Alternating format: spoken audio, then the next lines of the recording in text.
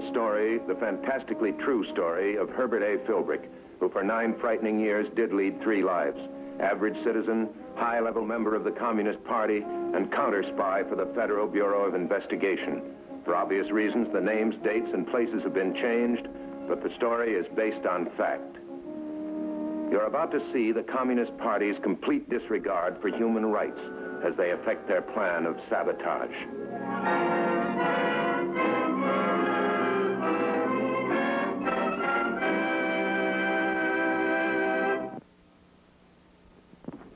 Good morning. Good morning. Big day ahead. Memo from the boss. Mrs. Shelby of the Shelby Corporation. What's he want me to see her for? Well, she called last night and asked to see someone. The boss recommended you. He was mighty pleased about it. Oh. Isn't the Shelby factory closed down? Oh, right now it is, but before it closed 6 years ago, it used to be one of our biggest accounts. I wonder if any of our old material is available. I'd like to go over it. Well, I transferred it to your files this morning. Oh, thanks. I do hope Mr. Shelby goes back into business again. Half the people in our part of town used to work at the Shelby plant. Yeah, new business in town's always welcome, huh? Hey, hello? Oh, just a moment, please. Miss Philbrick, it's for you. I'll take it, ma'am. Hello? Yeah, this is Herb Philbrick. My name is Robert Falk, Financial Building downtown. I understand you've got an appointment with Mrs. Shelby this afternoon. I made it my business to know. I want you to see me before you see her. Make the time. Look, I can't say this over the phone, but this is the most important business there is for both of us. Do I make myself clear? You don't know any Robert Falk, but only the commies give you orders like that. Why does the party care about your appointment with Mrs. Shelby? Better get in touch with Dressler and see if the FBI might be interested.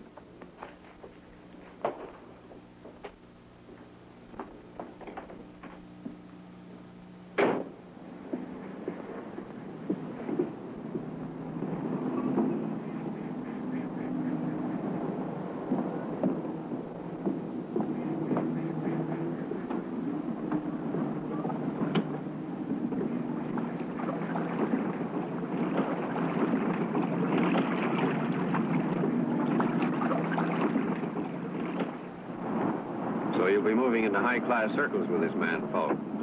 He's a big shot in the financial field, advises people how to invest in stocks. What's more important, Herb, he's a big shot in the party. Isn't that a new angle, the Communist Party playing the stock market? Not so new. Revolutions are expensive. The party needs money. Investing in the stock market is one way to get it. Yeah, but they're always yelling about the evils of big business. Just another case of saying one thing and doing another. There isn't anything we can do about it, Herb, as long as they stay within the law. And do they? Well, they try, but they play the game mighty rough. They keep us on the jump just keeping up with their operations. Maybe I can help you there. Well, we think that Falk is the brains behind the financial operation in this area, but we don't know the full extent of his activities. Whatever you can pick up for us will be very helpful. See what I can find out. So long, Jerry. So long.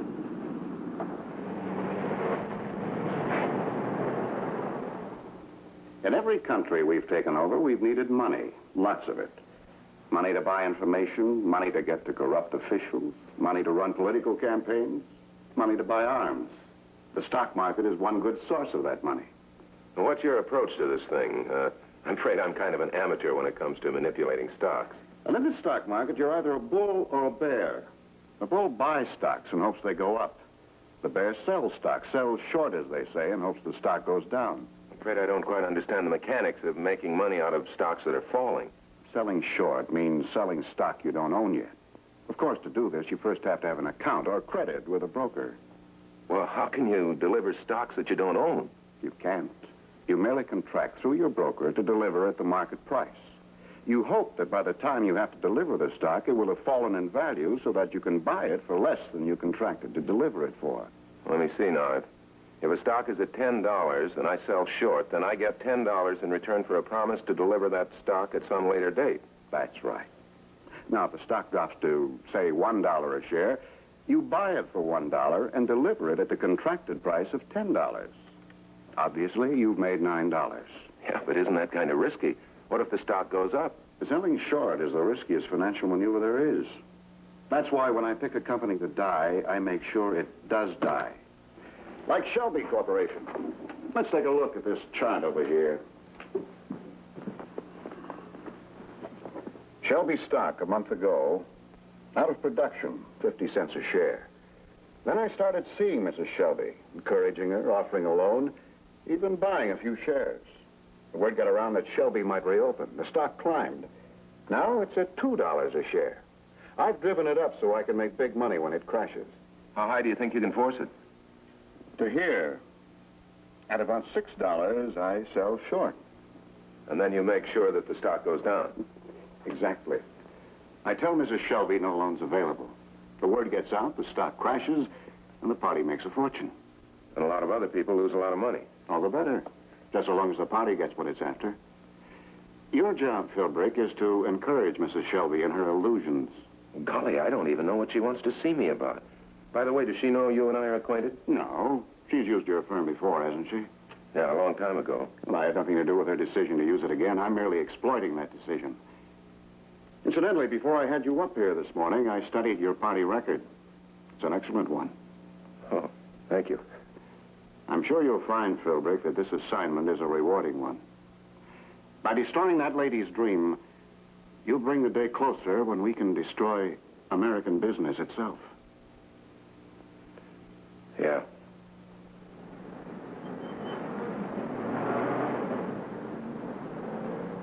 This morning you were hoping Mrs. Shelby would tell you Shelby Corporation was going back into production. Now you know no matter what she does, Shelby Corporation is just going to be an item in a commie financial report. And you're to be their little helper, Philbrick.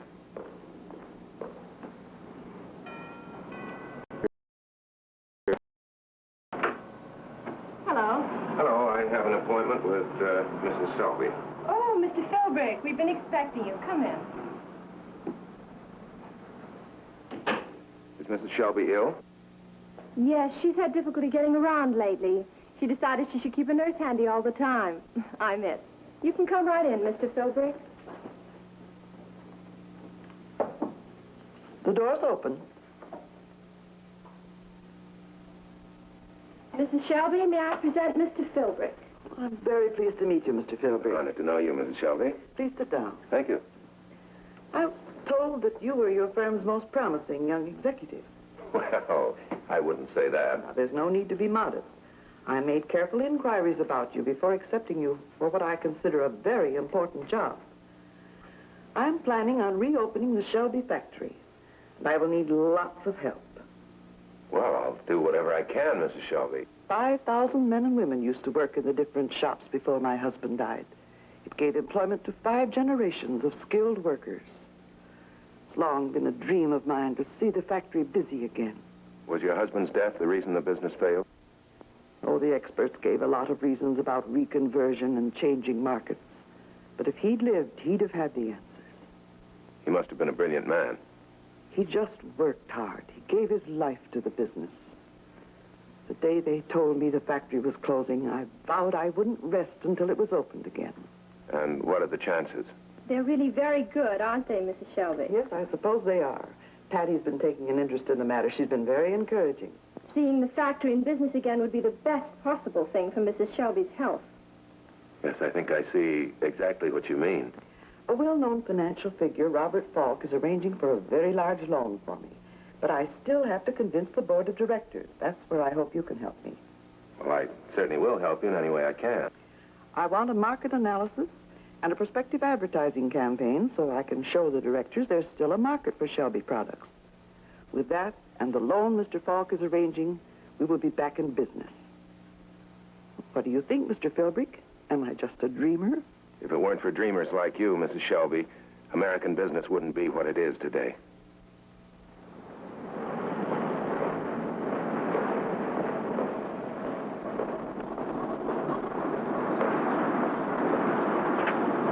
What's the word? I checked upstairs after you called. We'll just have to play along with Falk. Well, if Falk succeeds in forcing that stock up and then pulls the rug out from under, the commies will stand to make a fortune. There's very little we can do, Herb. He's operating inside the law. He would be. What specifically do you want me to look for? Getting a full picture of the party's financial resources is a full-time job for us. You can help us by getting two things: how much other stock Folk is playing with, and who are the party's other financial experts. Okay, I'll do what I can. But right now, I better get to work on an advertising campaign for a product I know will never exist. Don't be so glum, Herb. When do you have to be ready with it? Tomorrow. It's for a board of directors meeting. I'm supposed to help convince them that it's economically sound to reopen the Shelby plant. Well, good luck to you.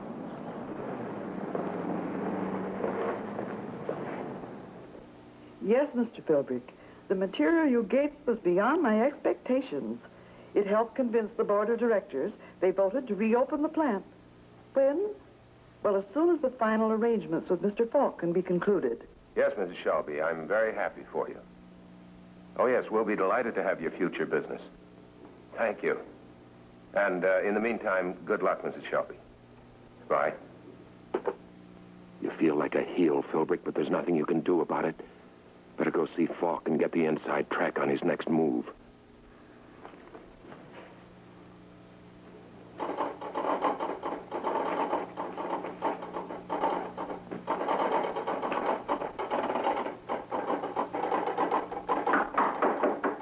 Come in.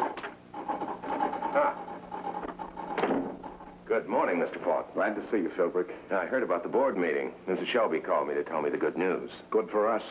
What's the stock selling at now? It's now at 6. Time to sell. Miss Irwin, get me my broker. It's as high as I can get it without actually coming across with a loan. So far, everything's worked beautifully. Hello.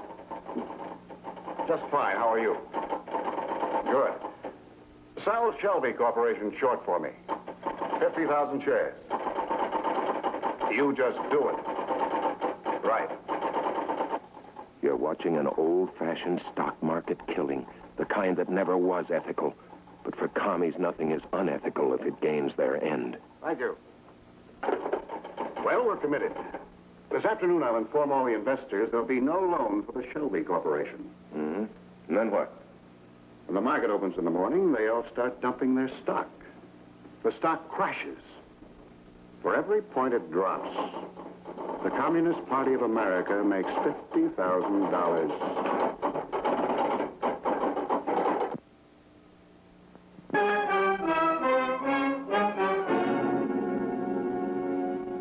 Well, everything going all right? The way your friend Falk wanted it?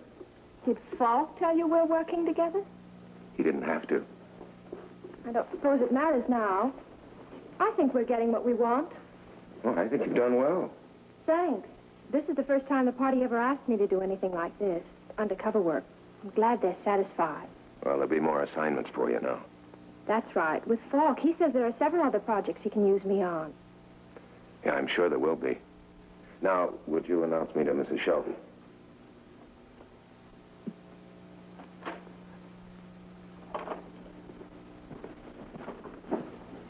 Sit down, Mr. Philbrick. I'm dictating an announcement for the papers. Oh, go right ahead, Mrs. Shelby. And so this announcement is designed for all those people who will suffer financially as a result of my poor judgment and gullibility. Needless to say, I'm sorry, very sorry.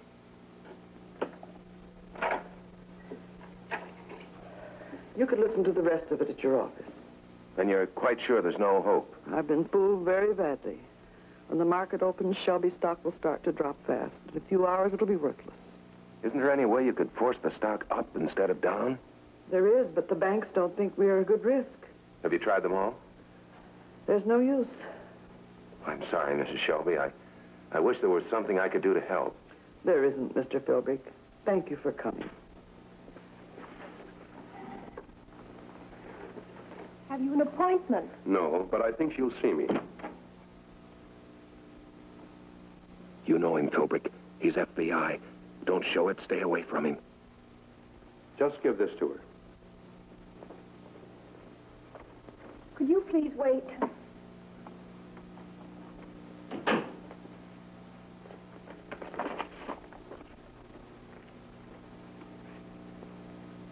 Ask the gentleman to come in. But your other work. It'll have to wait. Mrs. Shelby, can I help you? No, I'm all right. Just get me one of those pills from the desk drawer.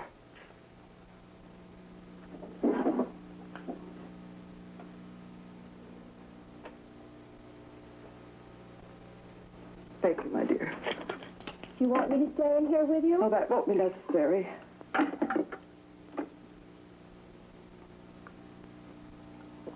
You can come in.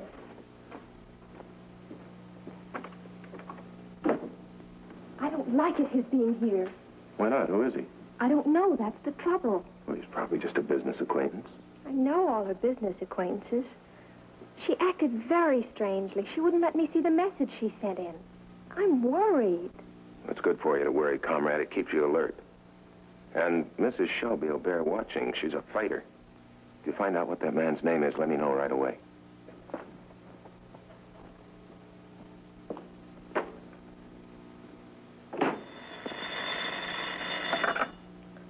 Mr. Philbrick's office? Yes, Mr. Philbrick. Yes, I have a message for you. A man called, said you should reach him at EX 4040. Said it was highly important business. Okay, Carol, I'll call him. Important business should be the FBI, but the commies kind of think what they're doing is important, too.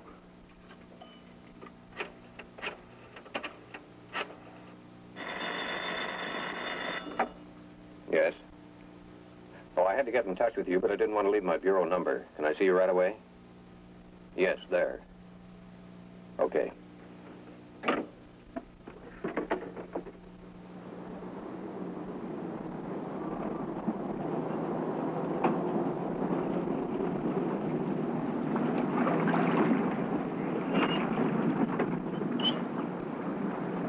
Hi. Hi, Herb. We decided to take Mrs. Shelby into our confidence. You told her Falk was a communist? We had to take a chance. Our experts figured that if Falk got away with this, not only would the party clear $250,000, but business in this general area would be upset. An extra dividend for the party. Hoping to find a way to see that the party loses money instead of makes it. By making the stock go up. That's right. Yeah, but that takes money. Mrs. Shelby told me none of the banks would come through. Well, they didn't know that Shelby was caught in a commie crossfire. Would that make enough difference? Well, we don't know yet. On the basis of the information we gave Mrs. Shelby, she was able to contact several large investment firms. Any definite answers? We'll know the score as soon as the market opens. Meanwhile, I'd like for you to get up to Falk's office. If this thing works out all right, in a little while, Falk will start feeling the pressure, and he might crack. There's just one thing that worries me, and that's that nurse. Oh, she might have made a few guesses. But I'm almost sure that she didn't pick up any specific information. Our man was very careful to make sure that she didn't see or hear anything. Okay. I'll be in touch with you, Jerry. Okay, Herb. No, I haven't been able to get in the room yet to get the disc. She's been on her phone ever since that man left. Can't you hear what she's saying? Not at all. Seems like she's making a particular effort to keep me from hearing. Something's wrong. I can't see how we can get hurt, but find out what's going on as soon as possible. Come in. Our friends just arrived. I'll see you later. Well, all set for the big day? That was Comrade Patty. She's worried about a man. She said you saw him. Comrade Patty is a little young and a little too eager. Perhaps. But she's done very good work so far. She thinks this man might be FBI. What made her think that? Because he was a stranger. Because he showed up at a crucial time. She did something about it, too. The entire conversation's on a disc in Mrs. Shelby's dictaphone. Dictaphone? She's cleverer than I thought. What'd she find out? No, she hasn't been able to get into Mrs. Shelby's room yet. But she will. The market's open. Well, I guess I'll be going back to my office. I'd prefer that you didn't. Why not? Well, you're one of only 3 people who knows we have what could be an FBI man's recorded conversation. For your own protection, you'll stay here until we've heard that disc. Shelby. Up a quarter. Why would it go up? It shouldn't. Up a half. Something's wrong. That's a big rise. It's got to start falling soon. I don't understand it. I don't understand it. It's now up to 9. Somebody's buying up every share available, forcing the price up. I wish I knew why. Still going up. We're already at $150,000. Well, if the party loses $50,000 every time this stock jumps a point, hadn't you better get out right now? And lose any hope of getting our money back? What else can you do? Wait for the stock to drop again. But supposing it doesn't? Supposing it keeps on rising, where'll the party be then? You're right.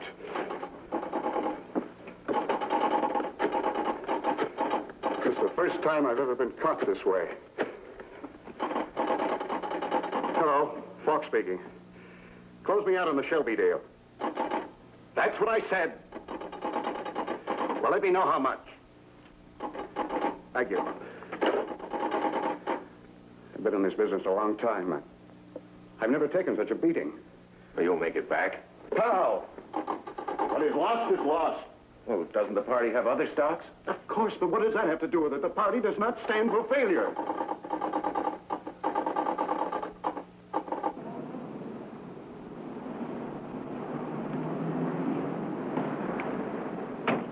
Keep the change.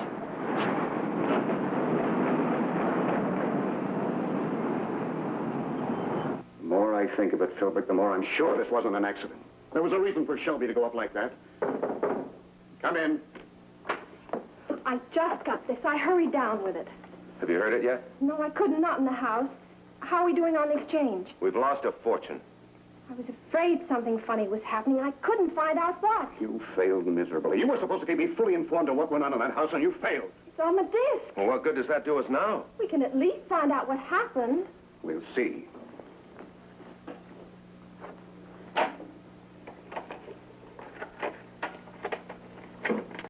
What's on that disc, Philbrick? The wrong words could finish you in more ways than one. Good afternoon, Mrs. Shelby. I didn't expect to see anyone from the FBI. What is it all about? From our information, Told you he was Be FBI. quiet. financial coup. That's right. Engineered by Robert Falk. Robert Falk is a communist economic expert, and this whole scheme has been for the benefit of the Communist Party. A communist? Yes, we have absolute proof of that. Why are you telling me? Because we thought that What do you they might know be able about me? How? to reapproach certain investment houses you deal with. How did you find out about Falk and this plan of his? Oh, I'm not permitted to say. But if I'm to approach these people, I'll need more information. All right, that's enough. They know about you, comrade. They've known about you for a long time now. They'll know about me, too. What'll I do? Well, right now, I think you better leave here. We'll get in touch with you later with further instructions. My first assignment. She'll never be of any more use to the party, and neither will I. I failed you and the others. Comrade, What's this? the list of the stocks I bought for the party and the names I bought them under. Also the names of other people doing the same work. This work must go on. I'm entrusting this to you because you did the party a great service by keeping your head and urging me to get out when you did. Oh, you would have gotten out by yourself once you heard Patty's record. Don't take any of the credit away from yourself, and you deserve it. What do you want me to do with this? There's an address on the inside. Just see that it gets there. Now, comrade, I'd appreciate it if you left me alone.